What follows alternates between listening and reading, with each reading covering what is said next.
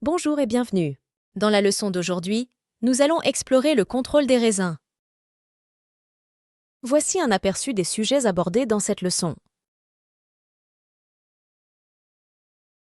La qualité du raisin est un concept multidimensionnel qui combine des caractéristiques physiques, chimiques et sensorielles.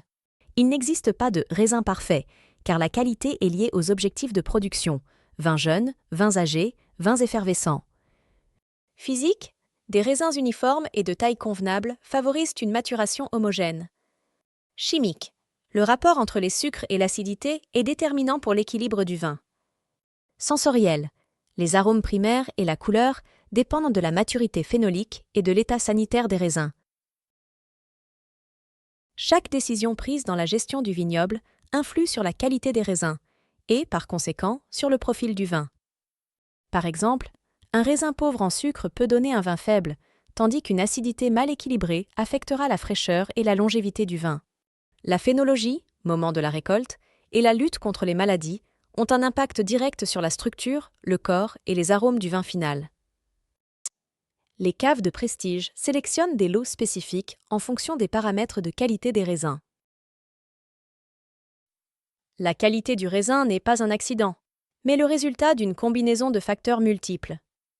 Nous devons faire la distinction entre les facteurs contrôlables, tels que la taille, l'irrigation, la nutrition, et les facteurs non contrôlables, tels que les conditions météorologiques.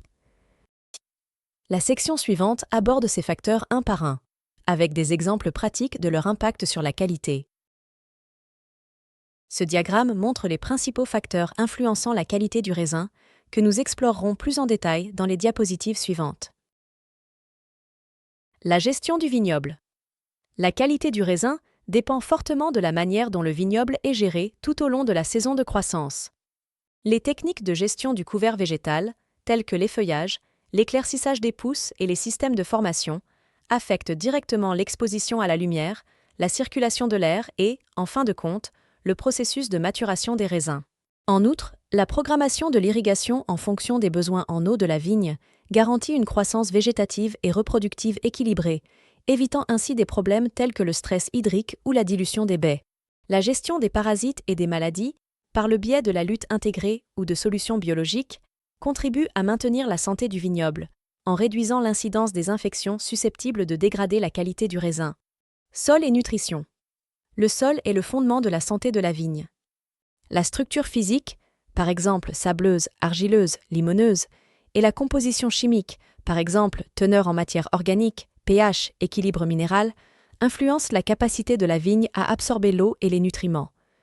Une fertilisation adéquate, basée sur l'analyse du sol et des feuilles, est cruciale pour maintenir la vigueur et la productivité sans conduire à une croissance végétative excessive, qui peut affecter négativement la qualité du raisin.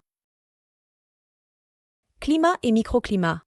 Le macroclimat, conditions régionales, le mésoclimat, zone du vignoble, et le microclimat, niveau individuel de la vigne, déterminent la température, les précipitations et l'ensoleillement dont bénéficient les raisins.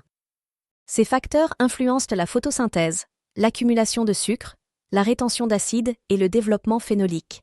Par exemple, les températures élevées peuvent entraîner une accumulation rapide de sucre et une perte d'acidité, tandis que les climats plus frais favorisent une maturation plus lente, ce qui renforce le potentiel aromatique. Les pratiques durables. L'adoption de pratiques viticoles durables contribue non seulement à la protection de l'environnement, mais a également un impact positif sur la qualité du raisin. Des techniques telles que les cultures de couverture, le compostage, la réduction des intrants synthétiques et l'encouragement de la biodiversité créent un écosystème équilibré. La gestion durable se traduit souvent par des vignes plus saines, mieux adaptées aux contraintes environnementales et capables de produire des raisins au profil plus complexe et plus équilibré. Caractéristiques du sol. Le type de sol, sableux, argileux, limoneux, et sa structure influencent la rétention d'eau, l'aération et la disponibilité des nutriments pour la vigne. Les sols bien drainés et riches en matière organique permettent le développement de racines profondes et une meilleure maîtrise de l'eau.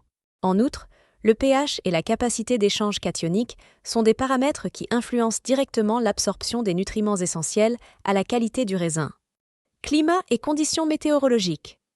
Le climat régional détermine le potentiel viticole d'une région.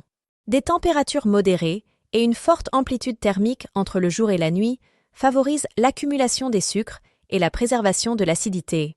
Les précipitations pendant la maturation peuvent diluer la qualité du raisin ou favoriser les maladies.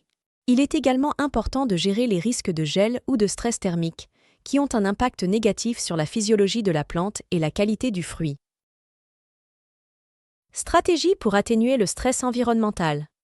Pour protéger le vignoble contre les conditions défavorables, il est essentiel de mettre en œuvre des pratiques telles que la plantation de couvertures sans végétales qui réduisent l'érosion et améliorent la rétention de l'humidité. Le paillage réduit l'évaporation et protège les racines en cas de températures élevées. En outre, un système d'irrigation au goutte-à-goutte efficace et une bonne conception des rangées de vignes réduisent l'impact du stress hydrique et améliorent la résistance aux événements météorologiques extrêmes. Réduction des intrants et de l'empreinte environnementale. L'approche durable vise à réduire la dépendance à l'égard des intrants chimiques, tels que les engrais et les produits phytosanitaires, en encourageant l'utilisation d'alternatives biologiques et de techniques de gestion intégrées. Cela permet non seulement de réduire la pollution des sols et de l'eau, mais aussi de réduire l'empreinte carbone associée à la production de vin.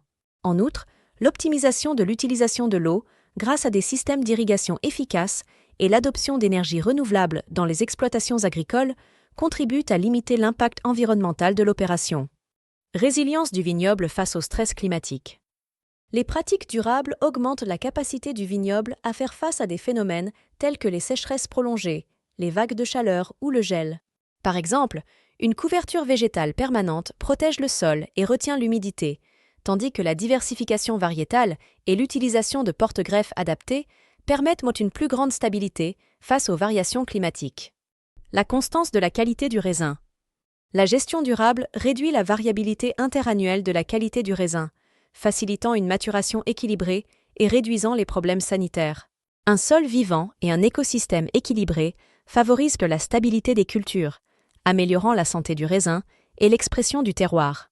Cela permet aux caves d'obtenir des matières premières plus uniformes avec de meilleurs attributs en termes de couleur, de concentration et de profil aromatique.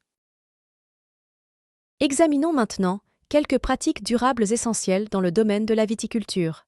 Il s'agit notamment des techniques biologiques et régénératives, de la lutte intégrée contre les ravageurs, de la conservation de l'eau et des actions qui améliorent la santé des sols.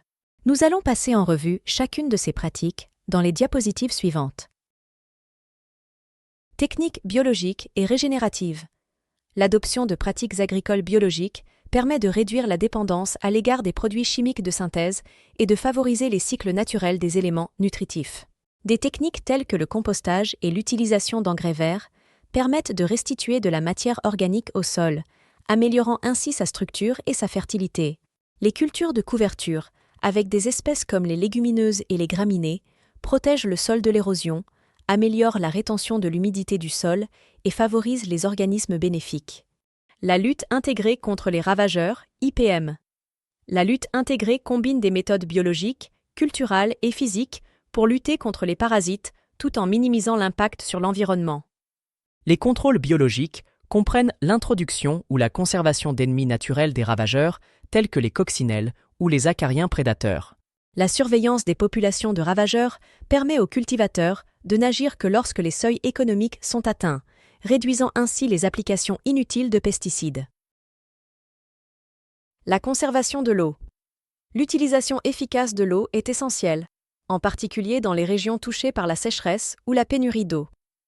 Les systèmes d'irrigation au goutte-à-goutte apportent l'eau directement à la zone racinaire, minimisant ainsi l'évaporation et le ruissellement. Le paillage avec des matériaux organiques tels que la paille ou le compost permet de retenir l'humidité du sol, de réguler sa température et de réduire la pression des mauvaises herbes. L'amélioration de la santé du sol. Le maintien et l'amélioration de la santé des sols sont essentiels pour la productivité à long terme des vignobles. Les pratiques qui augmentent la matière organique du sol, telles que l'application de compost et la réduction du travail du sol, améliorent la structure du sol, l'infiltration de l'eau et le cycle des nutriments. La promotion de la biodiversité du sol, par une perturbation minimale du sol et la promotion de l'activité microbienne, contribue à la résilience des systèmes de vignes capables de produire des raisins de haute qualité dans des conditions variables. Nous continuons à appliquer d'autres pratiques durables qui favorisent la santé du vignoble et l'équilibre environnemental. Il s'agit notamment de la réduction des intrants, du renforcement de la biodiversité, de l'amélioration de la gestion des sols et de l'eau, et du renforcement de la résilience face au changement climatique. Examinons maintenant chacune de ces pratiques de plus près. Réduction des intrants. L'objectif est de minimiser l'utilisation d'engrais de synthèse et de produits phytosanitaires, en optant pour des alternatives naturelles et des pratiques agroécologiques. Cela permet de réduire l'impact environnemental et d'éviter l'accumulation de déchets dans l'écosystème du vignoble. En outre, l'utilisation de compost, de biofertilisants ou de préparations organiques améliore la fertilité du sol et la santé des plantes. Promotion de la biodiversité. L'objectif est de créer un environnement équilibré où la faune et la flore profitent à la culture. La mise en place de couverts végétaux, de haies ou de corridors écologiques facilite la présence d'insectes pollinisateurs et d'ennemis naturels des ravageurs, améliorant ainsi la résilience du vignoble face à d'éventuels déséquilibres. Gestion des sols et de l'eau. La protection des sols est essentielle pour éviter les processus d'érosion et de dégradation. La plantation de plantes couvre-sol, le paillage et l'application de techniques de travail minimum du sol permettent de conserver la structure et le microbiote du sol. En ce qui concerne l'eau, la mise en œuvre de systèmes d'irrigation efficaces, tels que l'irrigation au goutte à goutte, réduit la consommation et améliore la disponibilité de l'eau au moment opportun. Résilience climatique. Les pratiques durables visent également à préparer le vignoble aux variations climatiques extrêmes, chaleur, sécheresse, gel.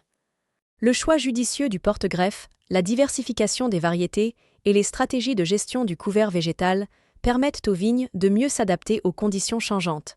En outre, des mesures telles que la réduction des intrants et l'efficacité énergétique contribuent à réduire l'empreinte carbone de l'exploitation. Concentrons-nous à présent sur les pratiques qui garantissent la qualité du raisin lors de la récolte. Nous verrons comment déterminer le moment optimal, comparer les différentes méthodes de récolte et mettre en évidence les principaux aspects de la manutention après la récolte. Tout cela dans le but de minimiser les dommages et de préserver l'intégrité du raisin. Vous trouverez plus d'informations sur chacun de ces points dans les diapositives suivantes. Le moment optimal de la récolte. La décision concernant le moment de la récolte est décisive pour la qualité finale du vin. Un équilibre entre la teneur en sucre et l'acidité est recherché, ainsi qu'une maturité phénolique adéquate. Cette décision est basée sur les résultats des contrôles de maturité et sur la stratégie œnologique de la cave, par exemple, si l'on recherche un vin plus frais ou plus structuré. Les méthodes de récolte. Il existe deux méthodes principales, la récolte manuelle et la récolte mécanisée. La récolte manuelle permet une sélection plus minutieuse des grappes et minimise les dommages causés aux fruits. C'est l'option préférée pour les vins haut de gamme. La récolte mécanisée, bien que plus efficace en termes de temps et de coût, peut augmenter le risque de dommages aux baies si elle n'est pas correctement gérée. La manipulation post-récolte. Après la récolte, il est essentiel d'éviter une exposition prolongée à la chaleur et de limiter les manipulations pour éviter la casse des baies et l'oxydation du mou. Le transport doit être rapide et soigneux, en conservant les raisins à des températures modérées jusqu'à leur arrivée à la cave. Minimiser les dommages. Pour garantir l'intégrité des raisins, il est essentiel d'utiliser des caisses de récolte ventilées, d'éviter un empilage excessif et de limiter le délai entre la récolte et la réception au chai. De plus, les raisins doivent être protégés des chocs ou des vibrations excessives pendant le transport, afin de préserver leur qualité. Ce schéma montre les étapes clés d'un protocole de contrôle de la qualité, que nous allons explorer plus en détail dans les diapositives suivantes. Contrôle pendant les phases de développement. Le contrôle de la qualité doit être effectué de la floraison à la maturation complète des raisins. Inspection visuelle. Elle consiste à évaluer l'état sanitaire des grappes, l'homogénéité de la taille des baies, la présence de maladies ou de dommages causés par des ravageurs. Contrôles analytiques. Des outils tels que le réfractomètre sont utilisés pour mesurer les degrés Brix, sucre, l'analyse de l'acidité totale et le pH afin d'évaluer l'équilibre des raisins. Dans les vignobles de qualité supérieure, il est également courant d'effectuer une analyse des polyphénols pour déterminer la maturité phénolique. Suivi phénologique. L'enregistrement des stades de développement, nouaison, véraison, maturation, est essentielle pour établir une corrélation avec les résultats analytiques et adapter la gestion. Normes de récolte et de post-récolte. Critères de récolte. Les raisins doivent atteindre un niveau optimal de maturité technologique et phénolique afin de garantir un équilibre approprié entre le sucre, l'acidité et les composés phénoliques. Bonne pratique post-récolte. La priorité est d'éviter les dommages mécaniques et la contamination. Il est recommandé de récolter dans de petites caisses, de transporter rapidement et de protéger les grappes de la chaleur excessive. Contrôle lors de la réception au chai. Vérifier la température des raisins, la présence de corps étrangers et l'état sanitaire général, afin de décider de leur classification et de leur destination dans le processus de production. Viticulture de précision. L'utilisation de capteurs de proximité et de la télédétection, images multispectrales, thermiques et NDVI, permet d'identifier la variabilité intraparcellaire et de gérer la maturation de manière différenciée. Ces outils sont essentiels pour ajuster la taille, l'irrigation et la récolte de manière spécifique. Réseau de capteurs et IoT. L'installation de capteurs d'humidité du sol, de température foliaire et de stations climatiques connectées à des plateformes cloud fournit des données en temps réel qui permettent aux viticulteurs d'ajuster rapidement la gestion du vignoble pour préserver la qualité du raisin. Intelligence artificielle et analyse des données. L'utilisation d'algorithmes d'apprentissage automatique permet de corréler de grands volumes de données de terrain avec les paramètres de qualité du raisin. Cela facilite la prise de décision à des moments critiques tels que la récolte ou la prévention des maladies. Blockchain pour la traçabilité. Les systèmes de blockchain permettent de documenter et de certifier toutes les pratiques agricoles et les paramètres de qualité de chaque lot de raisin, garantissant ainsi la transparence et la sécurité tout au long de la chaîne de valeur. Vignoble durable dans le Languedoc, France. Situation. Vignoble de 30 hectares dans le Languedoc, France, avec conversion à la viticulture biologique certifiée en 2019. Mesures prises. Une couverture végétale permanente a été introduite sur 70% du vignoble, mélange de légumineuses et de graminées, et des corridors de biodiversité avec des haies d'espèces indigènes, 500 mètres linéaires. Ces pratiques ont favorisé la présence d'une faune utile, chrysopes, coccinelles et oiseaux insectivores. Réduction progressive de 70% de l'utilisation des pesticides de synthèse sur 3 saisons, remplacés par des traitements à base de cuivre et de soufre à dose minimale. Fertilisation avec du compost organique à raison de 5 tonnes par hectare et par an, ce qui a permis d'améliorer la structure du sol et sa capacité de rétention d'eau. Résultat. L'incidence des maladies fongiques telles que le mildiou et le botrytis a été réduite de 60% par rapport aux années précédant le passage à l'agriculture biologique. Le millésime 2023 a enregistré une augmentation de 15% de la concentration en composés phénoliques, tanins et anthocyanes, dans les raisins rouges par rapport à la moyenne historique. Une plus grande uniformité dans la maturation des baies, coefficient de variation réduit de 21% à 14% entre les baies d'une même grappe. Analyse technique. La mise en œuvre de la biodiversité a amélioré la résistance aux ravageurs, tels que l'Obesia botrana, réduisant ainsi la nécessité d'interventions chimiques.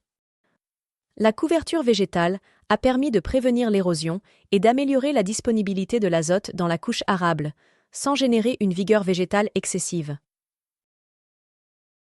Gestion du couvert végétal à Valdepeñas, Espagne. Situation. Vignoble de 20 hectares à Valdepeñas, Espagne, à 1200 mètres d'altitude. Mesures prises. La gestion du couvert végétal a été repensée en orientant les rangs nord-sud, en combinant un effeuillage sélectif du côté est avant la véraison et une taille en verre pour contrôler la charge végétative. Un rapport feuilles, fruits équilibré, 1,2 m² de surface foliaire par kilogramme de raisin, a été maintenu grâce à l'éclaircissage des pousses et à l'effeuillage manuel. Des mesures microclimatiques ont été effectuées sur les grappes, détectant une réduction de 2-3 degrés Celsius de la température moyenne dans les grappes les plus exposées au soleil du matin. Résultat. Réduction de 30% de l'incidence du botrytis et de l'oïdium, en particulier dans les grappes situées dans la partie inférieure de la canopée. Augmentation de 18% de la concentration totale d'anthocyanes dans le garnacha et le tempranillo, mesurée dans les raisins à la récolte. Augmentation de 12% de l'intensité de la couleur des vins obtenus, mesurée par l'absorbance à 420-520 nanomètres, et tanin plus mûr avec moins d'astringence perçue lors de l'analyse sensorielle. Analyse technique. L'amélioration de l'exposition au soleil et de la ventilation interne de la canopée a facilité une maturation phénolique plus complète. La mise en œuvre de ces pratiques a également contribué à une meilleure uniformité de la culture et à une plus grande efficacité de l'utilisation de l'eau grâce à une évapotranspiration plus faible dans le vignoble contrôlé. Récolte de précision en Toscane, Italie. Situation. Vignoble de 15 hectares dans la région du Chianti Classico, en Toscane, Italie, à 350-400 mètres d'altitude. Mesure prise. Depuis 2021, un système de viticulture de précision avec des capteurs NDVI, indice de végétation, Proximo et une analyse multispectrale à l'aide de drones a été incorporé pour cartographier la variabilité intraparcellaire. Installation de stations climatiques et de sondes d'humidité du sol dans différents blocs du vignoble afin de corréler les données microclimatiques avec la maturité du raisin. Le zonage du vignoble a été mis en œuvre pour segmenter la récolte en fonction des niveaux de vigueur, de la charge productive et de la maturité phénolique de chaque parcelle. Résultat: une amélioration de 20% de la précision de la date de récolte a été obtenue en corrélant les données climatiques, la maturité technologique, gradé Brix et acidité, et la maturité phénolique, anthocyane et tanin. Dans les zones de gestion différenciées, la variabilité de la maturité phénolique a été réduite de 17%, ce qui a permis d'obtenir une récolte plus homogène. Dans le vin obtenu, on a observé une diminution de 22% de la perception des arômes herbacés, pyrazine, et une amélioration de la rondeur et de la concentration en tanin. Analyse technique. Le zonage a permis d'éviter la récolte précoce des zones à maturation tardive ou la surmaturation des zones exposées. La combinaison d'outils numériques et de données de terrain a amélioré la prise de décision, optimisant l'utilisation des ressources et la qualité finale des raisins. Nous présentons maintenant un exemple remarquable de pratiques agronomiques visant à améliorer la santé de la vigne et la qualité du raisin dans une exploitation biologique située en Toscane. Podere Le Cinsiol, l'un des fondateurs de l'association Biodistretto del Chianti. La philosophie de la cave est profondément ancrée dans la collaboration, l'innovation et le respect de l'environnement. En établissant des relations solides avec les institutions locales, les techniciens et les producteurs voisins, les propriétaires ont réussi à créer un réseau qui soutient à la fois la durabilité environnementale et la résilience économique, la connaissance et l'enthousiasme conduisant à la mise en œuvre continue des pratiques de l'agriculture biologique. Les diapositives suivantes illustrent les pratiques agronomiques adoptées par l'exploitation pour améliorer la qualité du raisin. Pour produire des raisins de haute qualité, il est essentiel de maintenir la santé des plantes, qui dépend de la résistance de la vigne au stress et aux maladies. Les facteurs physiologiques clés sont l'intégrité du système vasculaire et l'équilibre de la croissance végétative. Au Podere Le Cinsiol, la taille suit des principes simples mais précis. La mise en forme a lieu pendant la formation, tandis que l'entretien évite les coupes importantes ou groupées. Les coupes sont effectuées sur le bois jeune, en laissant un espace au-dessus du bourgeon pour éviter la dessiccation. Et l'étêtage est effectué avec soin, en évitant les scies et en coupant bien loin du bourgeon. Le moment de la taille est également un facteur clé et joue un rôle important dans la phase de maturation des raisins. Au Podere Le Cinsiol, la taille est retardée autant que possible afin de retarder la maturation et de mieux gérer l'équilibre végétatif et productif de la vigne.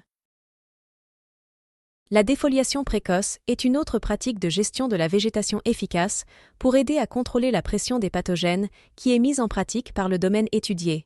La défoliation précoce des pousses crée un microclimat complètement différent autour des feuilles et des grappes, plus ventilé, éclairé et sec, optimisant ainsi le contrôle des maladies avec moins d'intervention et des doses de traitement plus faibles. Il est important d'effectuer cette opération au bon moment. Si elle est effectuée trop tard, elle devient beaucoup plus exigeante en termes de travail et de temps, tout en provoquant un plus grand déséquilibre et en augmentant le risque de pression des ravageurs. La défoliation précoce, effectuée lors des premières opérations de sélection des pousses, avant la floraison, joue un rôle fondamental dans le contrôle de la vigueur végétative. Cette pratique consiste à éliminer les premières feuilles basales, ce qui présente des avantages significatifs pour les grappes de raisin. Pour planifier efficacement la séquence opérationnelle, il est essentiel de hiérarchiser les vignobles en se concentrant d'abord sur les zones les plus critiques, à savoir celles qui se caractérisent par une sensibilité, une humidité et une vigueur végétative plus élevée.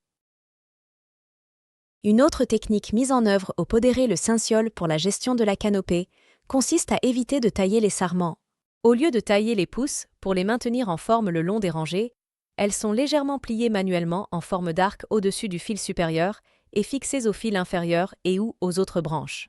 Cette approche favorise une meilleure maturation de la peau. En évitant l'étêtage, la repousse estivale n'est pas stimulée et le risque de déséquilibre de maturation entre la pulpe et la peau est réduit. En outre, en évitant la repousse estivale, la vigne réduit sa demande en eau, ce qui contribue à une utilisation plus efficace des ressources, en particulier dans des conditions de sécheresse.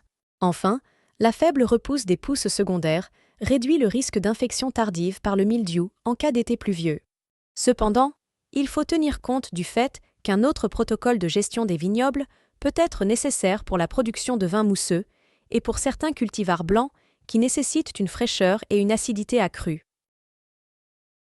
Au cours des derniers stades de la maturation, il est presque toujours nécessaire de procéder à une défoliation basale supplémentaire, en partant de la grappe la plus haute vers le bas, avec une intensité variable en fonction des conditions spécifiques. Le moment et l'ampleur de cette intervention sont influencés par les caractéristiques variétales, telles que la morphologie de la grappe, l'épaisseur de la peau et la période de maturation, ainsi que par les tendances climatiques saisonnières. Dans les millésimes plus frais et plus humides, cette pratique devient essentielle, car elle contribue de manière significative à réduire le risque de développement de pathogènes, en particulier de Botrytis cinerea, et favorise une maturation plus uniforme et optimale des grappes. Typiquement, à le Cinsiol, en particulier pour les variétés Sangiovese et Merlot, une fois que le risque d'exposition excessive au soleil est passé, une défoliation intensive est entreprise, en commençant par les zones les plus vigoureuses, celles qui sont les plus sujettes aux problèmes sanitaires et qui présentent les plus grands défis en matière de maturation.